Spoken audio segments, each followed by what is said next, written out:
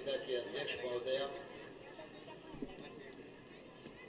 Bharatiya Janata party के अध्यक्ष आदरणीय योगेश पाल गुप्ता जी, निगम के अध्यक्ष आदरणीय रघुराज कंसाना जी, ऊर्जा विकास निगम के अध्यक्ष गिरिराज दंडोतिया जी, हमारे पार्टी के वरिष्ठ नेता मुंशीलाल जी, नगर निगम मुरैना के सभापति पूर्व अली गोयल जी, आदरणीय राकेश गर्ग जी, पूर्व विधायक शिवमंगल जी, अमीर सिंह मोर्चे के अध्यक्ष सोनू परमार जी, जिला पंचायत के मुख्य कार्यपालन अधिकारी रोशन कुमार जी, बीरेन जी और हमारे इस अवसर पर उपस्थित नगर पालिका के पूर्व अध्यक्ष राजे जी, भगवान सिंह जी और इस कार्यक्रम के साक्षी बनने के लिए यहाँ उपस्थित सभी हमारे बामौर क्षेत्र के बंधु बांधव, बहनें और नौजवान भाइयों, आज बाबा साहब अम्बेडकर जी की प्रतिमा का अनावरण संपन्न हो रहा है। नवरात्रि का महोत्सव चल रहा है। सब लोग मां दुर्गा की आराधना में व्यस्त हैं। ऐसे पावन अवसर पर बाबा साहब अम्बेडकर की प्रतिमा का लोकार्पण होना यह हम सब लोगों के लिए बहुत ही प्रसन्नता का विषय है।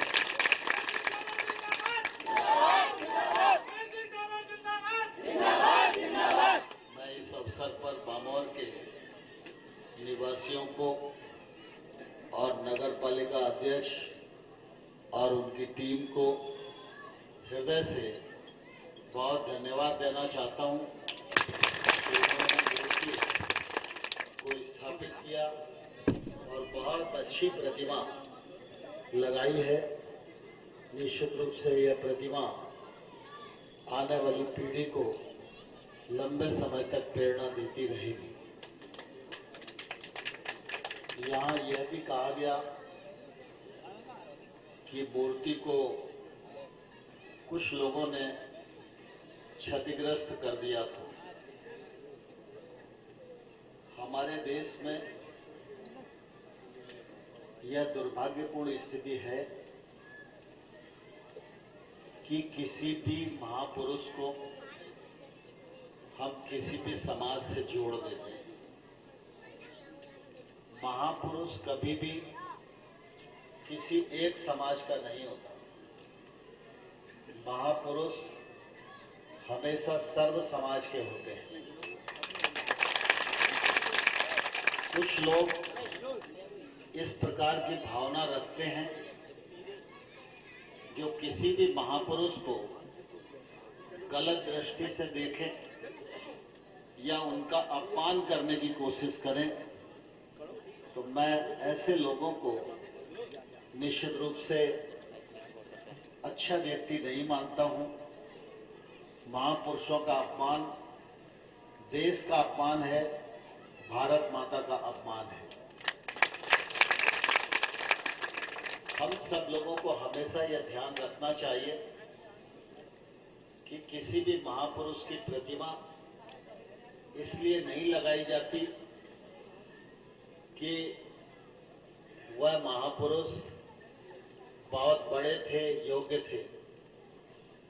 उनकी प्रतिमा इसलिए लगाई जाती है कि उनकी योग्यता, उनकी प्रामाणिकता, उनका देश के प्रति, समाज के प्रति समर्पण, उनके मन में न्याय की भावना और देश के लिए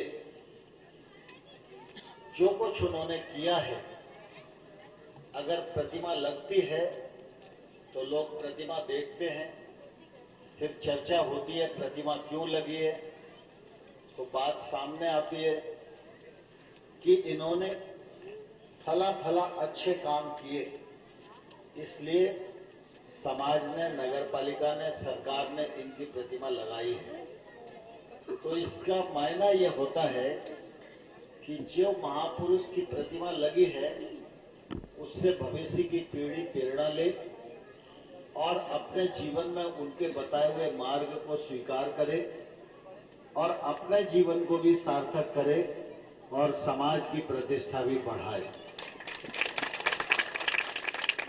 बाबा साहब अम्बेडकर जी की प्रतिमा यहाँ लगी है।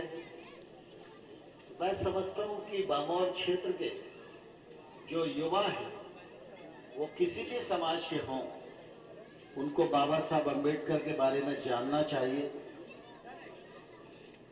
उनकी बातों को किताबों में पढ़ना चाहिए और उन्होंने जो मार्ग बताया है उस पर चलने का प्रयत्न करना चाहिए। जो पीढ़ी अपने पुरखों का सम्मान करती है उस पीढ़ी का फिर आने वाली पीढ़ी सम्मान करती है, और जो पीढ़ी अपने पुरखों का सम्मान नहीं करती तो आने वाली पीढ़ी भी उन लोगों का सम्मान नहीं करती। अगर हम अपना सम्मान आने वाले कल में कराना चाहते हैं तो हमारी यह अनिवार्यता है कि हम अपने पूर्वजों का सम्मान करें। इसलिए किसी भी महापुरुष की प्रतिमा को गलत नजर से देखना, उसको क्षतिग्रस्त करना, यह महापाप है। इस पाप की तुलना किसी और से नहीं की जा सकती और इसलिए इस प्रकार की भावना जिन लोगों के मन में है, समाज को उनके मानसिकता के खिलाफ खड़ा होना चाहिए। आज आप देखते होंगे देश नरेंद्र मोदी जी के नेतृत्व में चल रहा है। नरेंद्र मोदी जी की प्रशंसा भी बहुत है और प्रशंसा और लोकप्रियता की तुलना तो आजकल दुनिया में उनके सामने किसी की नहीं हो पाती है। लेकिन आप ये भी जानते होंगे कि मोदी जी का विरोध करने वाले भी कम नहीं। ये विरोध क्यों है?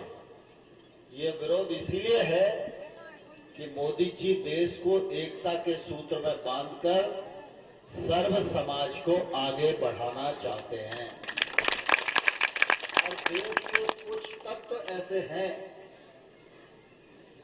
जिनकी भावना यह है कि अगर सर्व समाज इकट्ठा हो गया तो भारत की ताकत बढ़ जाएगी और भारत की ताकत को बढ़ने नहीं देना है, भारत को कमजोर करना है। तो इसलिए हिंदू को मुसलमान से लड़ाना, दलित को सवर्ण से लड़ाना, इसी में उनको आनंद आता है और इसके लिए वो कुछ भी करने के लिए तैयार रहते हैं। हमको ऐसे तत्वों से सावधान रहना चाहिए, चाहे वो किसी क्षेत्र के हों, जाति के हों, समाज के हों। बाबा साहब अम्बेडकर के जीवन से हम लोगों को यही सीख मिलती है। बाबा साहब अम्बेडकर के बारे में अगर हम सोचें तो हमें ध्यान में आएगा कि वो दलित समाज में बेशक पैदा हुए हो, लेकिन ईश्वर की इतनी कृपा उन पर थी, उनके भीतर इतनी योग्यता थी कि उन्होंने अपनी योग्यता के कारण अपने आप को निर्मित किया और अपनी योग्यता से देश में संविधान बनाकर देश का भी भला किया और दुनिया में भी अपनी एक अमिट छाप छोड़ी। हमारे देश में समाज के आधार पर, जाति के आधार पर भेदभाव करने की परंपरा कभी नहीं रही, लेकिन हम सब इस बात को जानते हैं कि अच्छाई है तो वहां बुराई भी है और बुराई है तो अच्छाई भी है। लेकिन अच्छाई मानने के लिए है और बुराई तिरस्कार करने के लिए। बुराई नहीं मानने के लिए। और इसलिए आप देखो, बाबा साहब का जन्म इंदौर के पास मऊ में हुआ। वो एक सैनिक के बेटे थे, पढ़ने में बहुत होशियार थे। अगर वो दलित थे और इसके आधार पर जो लोग कहते हैं कि सभी लोग भेदभाव करते थे, तो फिर बड़ौदा के राजपूत राजा गायकवाड़ ने उनकी पढ़ाई की व्यवस्था क्यों करी? बाबा साहब अंबेडकर के गुरु, अंबेडकर उनके गुरु का ही नाम था। बाबा साहब का नाम के आगे पहले अंबेडकर नहीं था। बाबा साहब का नाम भीमराव रामजी राव था, लेकिन अंबेडकर उनके गुरु का नाम था। तो गुरु ने अपना नाम अपने शिष्य को दिया, इसलिए कि योग्य है, योग्य होकर स्वयं भी बड़ा आदमी बनेगा और मेरे नाम को भी आगे बढ़ाएगा। अगर ये भेदभाव होता तो ऐसा क्यों किया जाता? समाज में आप देखो, सामान्य तौर पर रामायण वाल्मीकि जी ने लिखी। लोग कहते हैं वाल्मीकि जी लुटेरे थे, डकैत थे, बाद में उनको ईश्वरत्व की प्राप्ति हो गई, उन्होंने रामायण लिख दी। और वाल्मीकि जी दलित थे।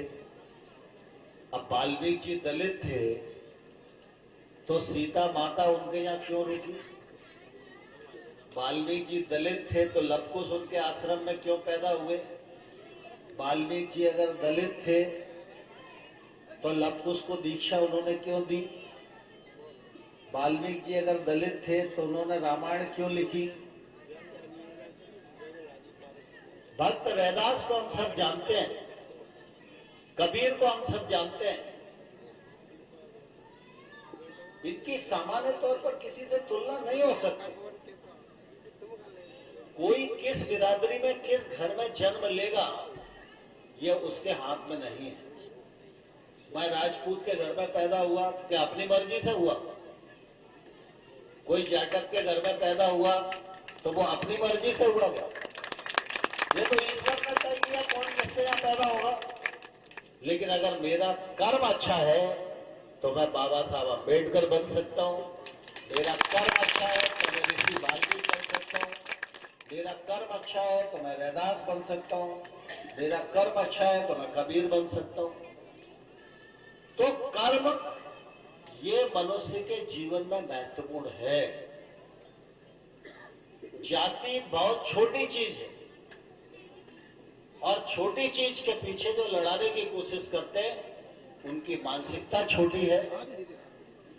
और इसलिए इस प्रकार के तत्वों से हम सब लोगों को सावधान रहना चाहिए। बाबा साहब अंबेडकर जी दलित समाज के थे। वो एक कालखंड था जब विकृति समाज में आई, ऊंच नीच का भेदभाव पनपा, जाति भेद खड़ा हुआ। आप ये करोगे, आप ये नहीं करोगे, ये बताने की कोशिश की गई। बाबा साहब भी उस ऊंच नीच के शिकार रहे, उनको भी कई बार अपमान सहना पड़ा। और अगर ये परिस्थिति नहीं होती तो अंबेडकर जी जो उनके गुरु थे वो अपना नाम उन्हें देते ही नहीं। उन्होंने नाम दिया ही इसलिए कि तुम जब भीमराव अंबेडकर लिखोगे तो लोग भ्रम में रहेंगे तुम कौन सी बिरादरी के। और बाबा साहब अंबेडकर दलित समाज में पैदा हुए, यह सच है। लेकिन बाबा साहब अंबेडकर ने भारत के संविधान को संविधान सभा के अध्यक्ष के नाते लिखा।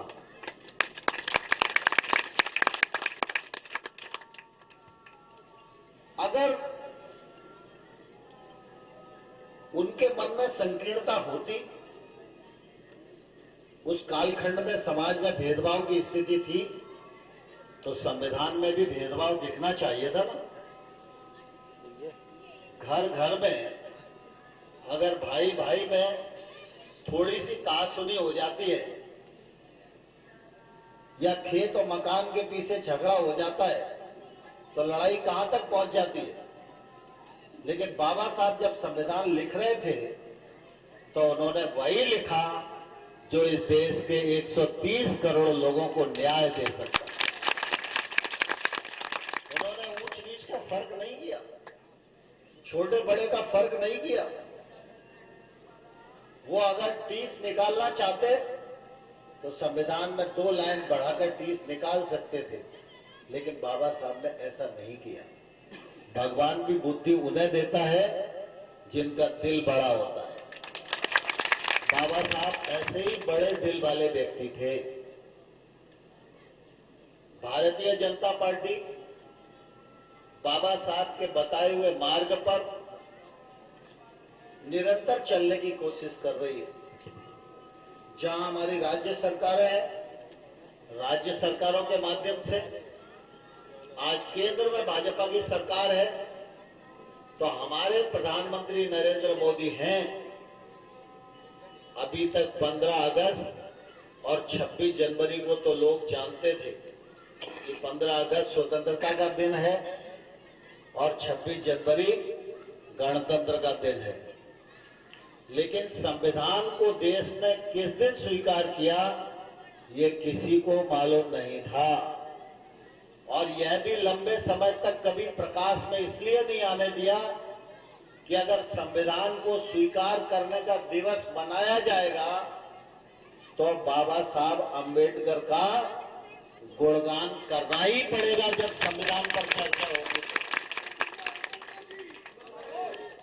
लेकिन नरेंद्र मोदी जी पहले प्रधानमंत्री हैं जिन्होंने संविधान को स्वीकार करने का दिवस मनाने की घोषणा की, और हर साल वो दिन आता है तो लोकसभा में 2 दिन तक बाबा साहब अंबेडकर और भारत के संविधान का गुणगान करना पड़ता है। सारी पार्टियां उन पर बोलने के लिए विवश होती हैं। यह भारतीय जनता पार्टी की मान्यता है। मुझे नहीं मालूम आप में से कितने लोग मऊ गए होंगे। मऊ में बाबा साहब का जन्म हुआ।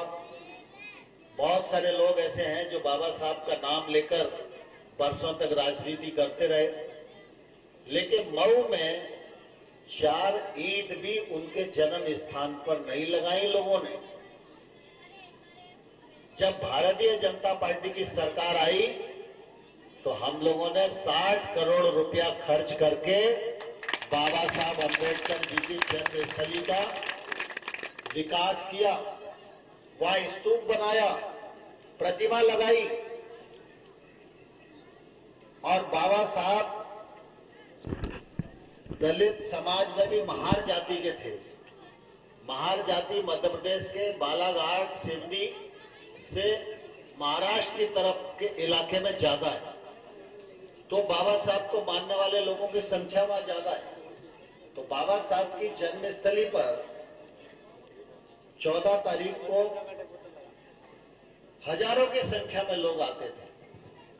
किसी को रुकने के लिए जगह नहीं थी, वहां कोई खाने पीने का स्थान नहीं था। वो तो मिलिट्री का एरिया था कि उनके पिताजी मिलिट्री में थे, वहीं उन्होंने जन्म लिया।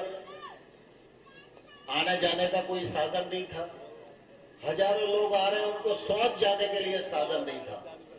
भारतीय जनता पार्टी की सरकार में हम लोगों ने वहां जाकर सिर्फ उनकी जन्मभूमि को विकसित ही नहीं किया, वरन 14 अप्रैल के दिन को दलित महाकुंभ मध्य प्रदेश सरकार का सरकारी दिवस घोषित किया। आज अगर 14 अप्रैल के दिन आप जाओगे तो जो लोग भी जाए, गरीब से गरीब आदमी जाए, सर पर पोटली रख के जाए, उसको भी मध्य प्रदेश की सरकार की तरफ से रुकने की व्यवस्था होती है, दोनों टाइम के भोजन की व्यवस्था होती है, और मध्य प्रदेश सरकार और जिले के कलेक्टर सारे लोगों की अगवानी करते हैं और सम्मान से बाबा साहब का जन्मदिन मने, यह भारतीय जनता पार्टी ने तय किया। बाबा साहब के जीवन में कई स्थान हैं। यहाँ पढ़े लिखे लड़के होंगे तो वो नेट पर रिसर्च करके देख सकते हैं। बाबा साहब का जन्म स्थान एक है, बाबा साहब ने दीक्षा ली वो स्थान एक है, बाबा साहब का प्राणांत हुआ वो जगह एक है, बाबा साहब ने संविधान लिखा वो जगह एक है, बाबा साहब ने पढ़ाई लिखाई करी लंदन में वो जगह एक है।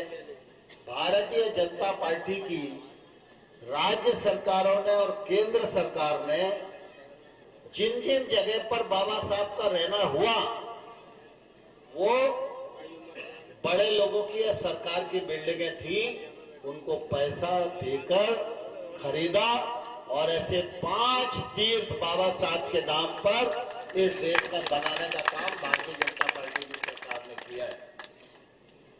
आज प्रधानमंत्री आवास मिलेगा तो उसमें दलित समाज का स्थान है, गरीब कल्याण की योजना होगी उसमें दलित समाज का स्थान है। हर गरीब उसका कल्याण हो, उसके जीवन स्तर में बदलाव आए, उसकी आमदनी बढ़े, यह नरेंद्र मोदी का और भारतीय जनता पार्टी का प्राथमिक लक्ष्य है। इसलिए हम सब लोग आज बाबा साहब की प्रतिमा के लोकार्पण के अवसर पर यहां बैठे हैं तो हम सबका संकल्प होना चाहिए कि बाबा साहब के बताए मार्ग पर हम सब चलेंगे, भारत को एकता के सूत्र में बांधेंगे, भारत तोड़क तत्वों से सावधान रहेंगे, भारत के संविधान के अंतर्गत काम करेंगे और अपने इस प्राणों से प्यारे भारतवर्ष को दुनिया में श्रेष्ठ देश बनाने में अपना योगदान करेंगे। बाबा साहब के सामने अगर हमारा यह संकल्प होगा तो उनकी प्रतिमा की स्थापना भी सार्थक होगी, हम सब लोगों का इकट्ठा होना भी सार्थक होगा। 14 अप्रैल के दिन भारतीय जनता पार्टी पूरे देश में बाबा साहब को स्मरण करने के लिए कार्यक्रम आयोजित कर रही है। उन कार्यक्रमों में भी आप सब लोग आएं और भाग लें, ऐसी मेरी आप सबसे प्रार्थना है। इस अवसर पर मैं पुनः बामौर के निवासियों को अपनी ओर से बहुत बहुत शुभकामनाएं देता हूं, बहुत बहुत बधाई देता हूं। और जो भगवान सिंह जी ने, रघुराज जी ने कहा है कि इसका बाउंड्री वाल और विकास, इसका एस्टिमेट बनाकर भेजिए, मुझे